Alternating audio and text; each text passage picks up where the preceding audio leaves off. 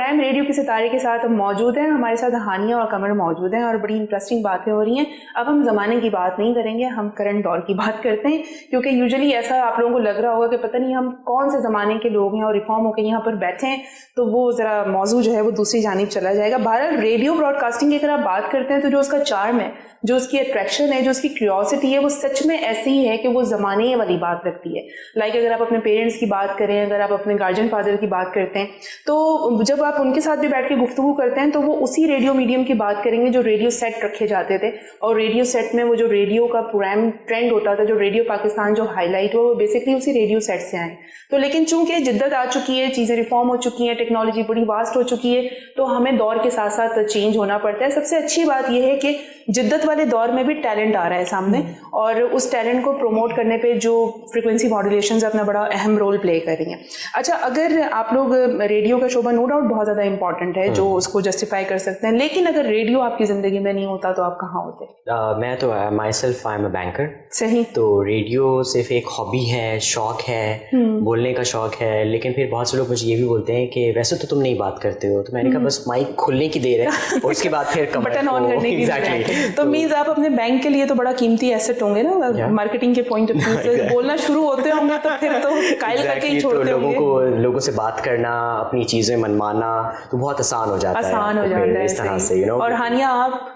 मैं भी financial industry से बिलोंग करती हूँ। I have experience of banking and now I am in insurance industry. Okay, great. तो उसमें ये कि कम्युनिकेशन, तो आप बड़ा अच्छा फाइल करती होंगी। Exactly, communication plays a very important part, because उसमें आपको लोगों को इन्फ्लुएंस करना आना चाहिए। तो जैसे हम बोल के इन्फ्लुएंस रेडियो पे करते हैं, ऐसे वहाँ पे भी लोगों को करते हैं। बिल्कुल ऐसे ही है। मैं बेसिकली जो एक क्वालिटी है एक ब्रॉडकास्टर के अंदर होनी चाहिए, कन्विंसिंग स्किल्स होनी चाहिए आपके अंदर। मैं यूजुअली दोस्तों के साथ ऐसी फैमिली में बैठी बात करती थी, तो कोई भी अगर चीज़ डिस्कशन हो रही है तो मैं उनको कायल कर लेती थी। ये जहन में नहीं होता था कि इनको कायल करना है, मैं सिर्फ उस चीज़ का सही विजन बताती थी कि यार ये चीज़ इस तरह से, उसको इस तरह से समझो। तो वंस मेरी एक फ्रेंड ने कहा कि यार तुम्हारी जो कन्विंसिंग स्किल्स बड़ी अच्छी हैं, अगर लाइफ में कभी अपॉर्चुनिटी मिले तो रेडियो ज़रूर वो करना, जिस तरह आपके टीचर ने कहा। बाज़ वक़्त ऐसा होता है कि आपके घर वाले भी आपके टैलेंट को नहीं आजमा पा रहे होते हैं, चेक नहीं कर पा रहे होते हैं, तो वो चीज़ क्लिक कर गई और फिर हमने ज़रा उसके ऊपर फोकस किया, और वो दिन है और आज का दिन है। घर वाले पहले भी नहीं सुनते थे, आज भी नहीं सुनते लेकिन ये है कि लिसनर्स बेचारे बड़े अच्छे कोऑपरेटिव हैं कि वो बेचारे सुन लेते हैं। अब क्या करें, उनको आवाज़ की आदत हो गई है। और मुझे लगता है बहुत कम ही घर वाले होते होंगे जो आपका अपना शो सुनते हो। लिटरली घर की मुर्गी दाल बराबर है। और लेकिन ये है कि कुछ ऐसे लोग भी हैं जिनके पेरेंट्स सपोर्ट करते हैं, जिनके बहन भाई सपोर्ट करते हैं, और वही सपोर्ट करेंगे जो इसकी सही वैल्यू समझते हैं। हाँ, नहीं, मेरे कोलीग्स ने तो मेरा शो सुना है, बिकॉज मुझे बताया गया। मैं संडे के दिन करती थी तो मैं उनको बताती थी, पूछते थे कि अच्छा रेडियो पे हो कौन से दिन, तो एक दो ने सुना, उसके बाद उनका अच्छा लगता ही नहीं है माइक पे आप बोल रही हैं। सही, माइक पे आपकी आवाज़ ट्रांसफॉर्म भी हो जाती है। हाँ, सही। अच्छा, इसके हवाले से मैं आपसे पूछना चाहूँगी, एक तो घर वालों की जानिब से सपोर्ट आप लोगों को यकीनन कहीं ना कहीं तो मिली है, ठीक है। अब वो मेरे ख्याल है वो एक ट्रिकी दौर हुआ करता था, जहाँ बड़ी सख्ती होती थी कि भाई आवाज़ भी नहीं जानी चाहिए, बाहर भी नहीं जाना चाहिए। को मेरे ख्याल है अब इसमें भी थोड़ा से पेरेंट्स भी रिफॉर्म हुए, ऐसे ही है। अच्छा, TV, theatre, stage, radio, cinema, आप इसको किस तरह से कैटेगराइज करेंगे? टीवी भी है, सिनेमा भी है, स्टेज भी है, रेडियो भी है। कैटेगराइजेशन किस हवाले से? इस हवाले से कि जो एक तो हमारा पैशन है रेडियो, लेकिन अगर आप रेडियो के बाद अगर किसी चीज को रखते हैं तो मैं जो तो नो डाउट फर्स्ट पर रेडियो ही होगा, ऑफ कोर्स। लेकिन रेडियो के बाद आप कौन सा मीडियम? टेलीविजन। मैं कुछ टेलीविजन इंडस्ट्री से मुंसलिक रहा हूँ काफी टाइम तक चैनल्स के साथ, तो वो भी एक अलग एक्सपीरियंस है। रेडियो पे तो आपने आलती पालती मारी, जैसे बैठा यूं प्रोग्राम कर रहे हैं, यू एंजॉयिंग द शो। लेकिन मैं आपकी वो वाली बात कंटिन्यू करूंगी जो लाइव ट्रांसमिशन की बात हो रही थी फेसबुक पे, अब वो चीज नहीं रही है। एग्जैक्टली, सही है। अब वो ये हो गया है कि लोग भाई प्रेजेंटेशन पे काम करते हैं, फेस पे काम होता है, मेकअप होता है, बाकायदा सारी चीजें होती है, तो कंटेंट से ध्यान हटके प्रेजेंटेशन पे आ जाते हैं। तो इज दैट राइट और रॉन्ग? बेहतर भी है, बट वही वाली बात है कि फिर आप वो रेडियो पे खासतौर पे वो चीज़ नहीं निकाल पाते। अगर जिस तरह कैमरा ऑन हो जाता है, फेसबुक पे आप ऑन एयर हैं, अगर उसके साथ फेसबुक पे लाइव हैं, धनक शो भी कर रहे हैं अपना, तो वो थोड़ा डिफिकल्ट हो जाता है। अब वहाँ आपकी जो फोकस है, फोकस उस तरफ चला जाता है ज़्यादा। तो फिर नॉर्मली प्रोड्यूसर हमेशा मेरे तो मना करते हैं कि हम मतलब नहीं अलाउ करते कि आप वो भी ऑन करें और रेडियो भी करें। आपको पहले जो है वो सिर्फ अपना रेडियो पे तवज्जो देनी है, क्योंकि जो लिसनर जो सुन रहा है, अब वो जरूरी नहीं है कि वो फेसबुक पे आपको देख भी रहा हो। बहुत सारे ऐसे लोग हैं, बिल्कुल ऐसे। तो बेहतर है कि अपने कंटेंट, अपने काम पे पहले तवज्जो दें और फिर बाद में वो दोनों ठीक है, ठीक है, हाँ, हो सकता है। हाँ, लेकिन आपको नहीं लगता कि जो रेडियो की जो एक करिश्मा है, जो उसकी जो अट्रैक्शन है, वो बैक स्टेज पे रहकर ही है, मतलब माइक्रोफोन पीछे आपको आवाज, वो जो एक आप तस्वुराती दुनिया बनाते हैं ना किसी के बारे में, ख्याली दुनिया होती है, वो हसीन दुनिया नहीं अब खराब हो गई है लोगों की। वैसे मुझे टूटती है तो दुख भी ट्रू, क्योंकि मेरी तो टूटी है, बहुत टूटी है आपकी। यानी आपके लिसनर्स की टूटी है?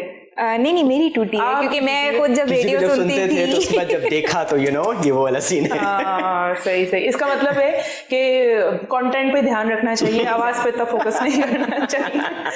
अच्छा जी, बेहतरीन क्वालिटी सिर्फ अच्छी आवाज ही काफी है या सही अच्छा लबो लहजा अच्छा होना चाहिए, वोकैबुलरी बहुत अच्छी होनी चाहिए, अंदाज, वोकैबुलरी, बोलते किस तरह से हैं, कब किस तरह आवाज को ऊंचा नीचा करना है, ये सारी चीजें बहुत ज्यादा मैटर करती हैं एक अच्छे ब्रॉडकास्टर बनने के लिए। आवाज के साथ आवाज तो फिर ऐसी बात है, बहुत से लोगों की अच्छी होती है, जिस तरह सिंगर्स हैं बहुत से वो गाते अच्छा हैं, लेकिन वो इस तरह फ्लो में बोल नहीं पाते। असीम बशीर साहब आए हुए थे इंटरव्यू पे, तो उन्होंने मुझे कहा कि भाई वो जो गली में सब्जी बेच रहा होता है ना, उसकी आवाज सबसे हसीन होती है। मैं भी यही कहने वाला था कि वाकई वो जिस तरह अपनी तरफ एंगेज कर लेता है, खवातीन को फौरन से मबसूल हो जाती है टोटल। आप कुछ नहीं भी लेंगे तो रेट्स पे जरूर फोकस करेंगे कि अच्छा ये इतने दे रहा है, मैं तो इतने का लाया था या लाई हूँ। बिल्कुल ऐसे ही है।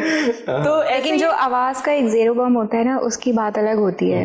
वो आप जब सुनते हैं, किसी का आपको टच करता है, वो रेडियो ही, और रेडियो का असल मजा वही होता है जब आप बिल्कुल अकेले रात में सुन रहे होते हैं ना, तो उसकी जो बात होती है वो अलग होती है। हाँ बिल्कुल ऐसी है। अच्छा, बुनियादी फायदा जो रेडियो से मिला है? पैशन एक था, हॉबी, बोलने का शौक, लोग जानने लगे बहुत ज्यादा, और सिर्फ रेडियो ही से लोग ज्यादा जानने लगे या टीवी का भी रोल? हाँ, टीवी का तो खैर मेरा ज्यादा रोल था वैसे, लेकिन अब चूंकि सोशल मीडिया का दौर है तो वैसे ही अब तो फिर आप उस पर पोस्टर्स आपको अपलोड करने होते हैं, तो वहां पर कमेंट्स आना शुरू हो जाते हैं, तो अब भी खैर जाहिर सी बात है, वो तो चीज है, वो तो चीज है। मैं कभी इतनी सोशल मीडिया पे एक्टिव नहीं रही, मतलब ऐसा नहीं हुआ कि मैं रेडियो शो कर रही हूँ तो मैं प्रोग्राम के दरमियान में ऑन एयर कभी गई हूँ या मैंने अपनी पिक्चर्स लगाई हूँ।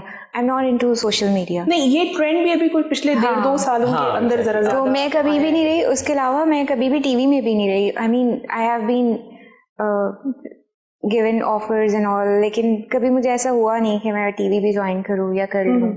नहीं, मुझे वो माइक के पीछे बोलना ही अच्छा लगता है। मेरा नेक्स्ट क्वेश्चन यही था कि जैसे बहुत सारे ऐसे लोग हैं जो टीवी से, जो रेडियो से मूव ऑन हुए हैं, जिनको ऑफर्स हुई, जो ग्रेजुअली प्रोफेशनली आगे भी बढ़े, लाइक डबिंग आर्टिस्ट भी बने कुछ। हाँ, डबिंग तो मैं करती रही हूँ, मैंने वॉइस ओवर्स बहुत किए हैं। डबिंग वॉइस ओवर आर्टिस्ट हो गए, वो वोकलिस्ट हो गए, या कुछ भी इस तरह से कुछ लोग टीवी स्विच कर गए, कुछ उससे भी लोग आगे चले गए। तो मेरा ख्याल है कि रेडियो जो एक ऐसा मीडियम है, जो एक ऐसा प्लेटफॉर्म है, जो एक जिस तरह मॉन्टेसरी क्लास होती है, एक उस क्लास की वही वाली बात है। रेडियो अगर आपने कर लिया ना, तो आपको कहीं पर भी कोई खड़ा कर दे, आप उसको मैनेज कर, आराम से मैनेज कर लेंगे। कॉन्फिडेंस आपका बिल्डअप है। अच्छा, जो रेडियो आप कर रहे हैं, जो एक बंद कमरे में जो स्टूडियो कर रहे हैं, और अचानक से पूरे क्राउड के सामने जो कंपेयरिंग करनी पड़ती, क्या फर्क है दोनों में? वो फर्क, हाँ, क्योंकि दोनों चीजें की हैं, तो वहाँ फीडबैक फौरन से फौरन आ रहा होता है, जो अगर आप किसी मजमे को हैंडल कर रहे होते हैं, और रेडियो पे फिर आपको थोड़ा सा इंतजार करना पड़ता है, telephone calls and social media पे कमेंट्स, तो वो थोड़ा बाद में आता है। तो बस ये है, बाकी ऐसा तो रेडियो वाला बंदा कभी भी कहीं पर भी वो कॉन्फिडेंस। मुझे ऐसा लगता है क्राउड को आप जब फेस कर रहे होते हैं तो फिर आप सेल्फ कॉन्शियस भी होते हैं, बिकॉज आपको ये होता है कि हम ठीक लग रहे हैं या नहीं।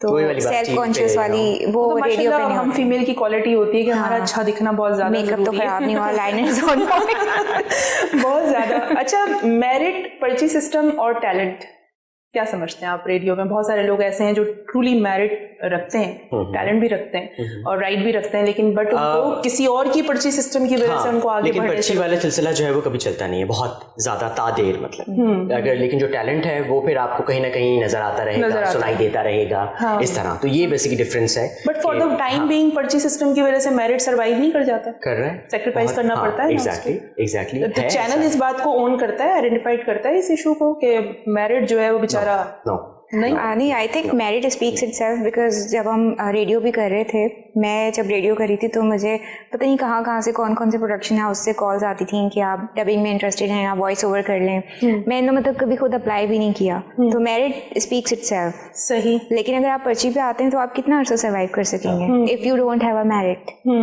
टैलेंट जो सर्वाइव तो नहीं सस्टेन करना बड़ा मुश्किल हो जाता है। सस्टेन करना उसमें मुश्किल हो जाता है फिर अगर आप पर्ची पे हो अवेलेबल। सही।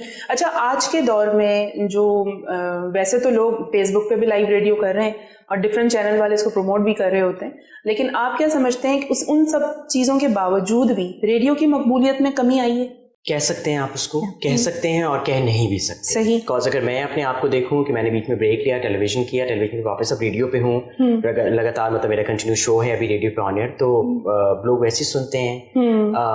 अंदाज थोड़ा सा बदल गया है अब, जाहिर सी बात अब टेलीफोन कॉल बिल्कुल वैसी ही आती हैं, बस खोलने की देर होती है, अनाउंस करने की देर होती है, आपने कॉल करना है, आप आए ऑन एयर और इस तरह से।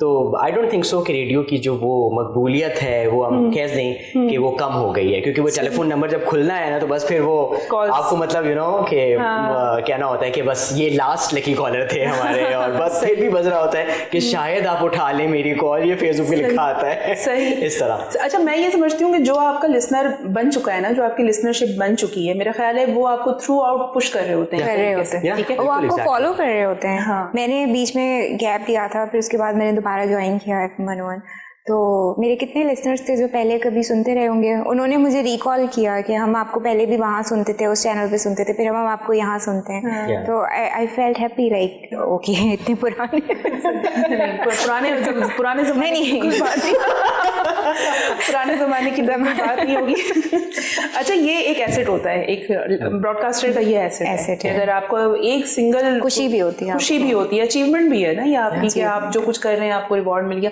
एक तो अचीवमेंट वो होती है कि मैनेजमेंट हैप्पी रहे आपसे हमेशा, और वो जो एक एग्जिट रास्ता होता है वो ना देखना पड़े आपको, मैनेजमेंट को भी हैप्पी रखना बहुत ज़्यादा जरूरी है। अच्छा, ऐसा होता है कि लिसनर को हैप्पी करने के चक्कर में मैनेजमेंट से अक्सर अगेंस्ट में जाना पड़ जाता है, या रूल्स के बगैर अगेंस्ट जाना पड़ जाता है। इस शो में रिक्वेस्ट प्ले नहीं करनी है, चलिए कोई बात नहीं, थोड़ा सा एक लाइन प्ले कर देंगे आपकी, आप बेफिक्र हैं, प्लीज स्टे विद मी। सही। तो कभी ऐसा हुआ कि उसकी वजह से डांट पड़ी हो मैनेजमेंट से? ऐसा फिर भी, लेकिन यू नो ब्रॉडकास्टर मेन तो वो सुन रहा है ना, वो अगली दफा नहीं सुनेगा अगर आप इंटरनेशनल कंटेंट जो है वो बेसिकली बैन था चैनल पे। तो एक दफा बारिश हो रही थी, कमर को याद होगा, और मैंने बड़े जोश में ना एक लिसनर की फरमाइश पे वो चला दिया और इसके बाद मुझे ना फौरन से स्टेशन डायरेक्टर की कॉल है, हानिया ये क्या हो रहा है कट करो उसको। लिसनर्स के लिए देखें भाई, ब्रॉडकास्टर जो छत तक भी चले जाते हैं और आप लोगों को सिर्फ गानों की आवाज आ रही होती है। टाइम है ब्रेक का, सिलसिला यहीं से जारी हो, सारी रखेंगे, जाना आपने कहीं पे भी नहीं है, स्टे विद अस।